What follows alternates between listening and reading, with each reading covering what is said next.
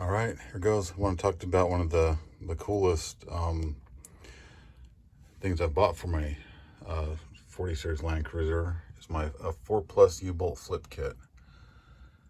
U-bolts on top, plate on top, very solid work. It's old. It's been here about 15 years. It's got the shock mount built into it. Underneath, there's a flat plate under the spring. Very little obstructions. It's even tapered on each end. U-bolts going up. Holds a shock mount. It's one of the coolest things that I've got for this Land Cruiser. And I'm gonna put some other notes in there. I'm just kind of doing a video of this because I'm just seeing that 4 Plus is probably going to be stopping producing products soon because of lack of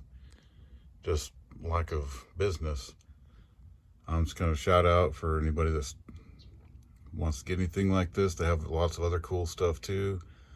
Shock towers, bumpers, I think rock sliders. They do make quite a lot of good stuff.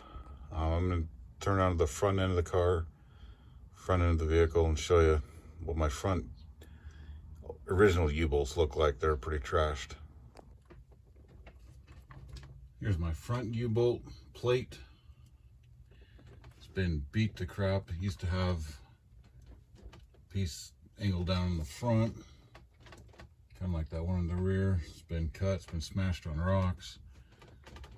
And that's going to be my next piece I'm going to buy. So I'm going to probably buy that next week. Get that front U-bolt flip kit. Get those U-bolts up and out of the way, where I got more room on top of the axle to keep it out of harm's way. There's an idea of what that looks like. It's been bashed on rocks for years and years, but hopefully that'll end.